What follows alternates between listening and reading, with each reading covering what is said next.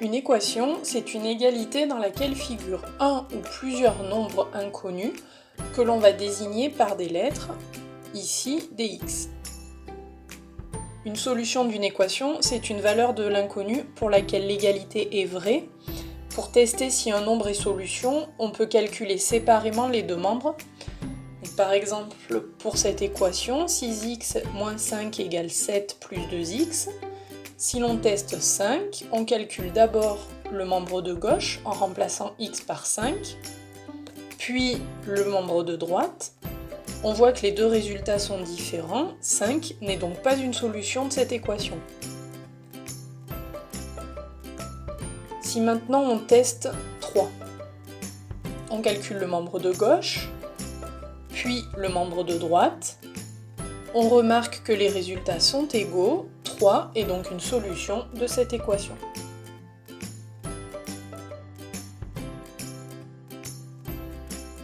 Donc résoudre une équation, c'est trouver toutes ses solutions. On peut le faire en testant plusieurs valeurs à la main ou avec un tableur, ou bien on peut utiliser la méthode algébrique que l'on va décrire maintenant. Donc pour cette méthode, on utilise plusieurs propriétés. Tout d'abord, une égalité reste vraie si on ajoute ou si on soustrait un même nombre à ses deux membres. Ensuite, une égalité reste vraie si on multiplie ou si on divise ces deux membres par un même nombre non nul. L'objectif de cette méthode est de regrouper les termes d'une famille dans le même membre. Donc là, on va en général essayer de mettre les termes contenant des x dans le membre de gauche et les termes contenant des nombres dans le membre de droite.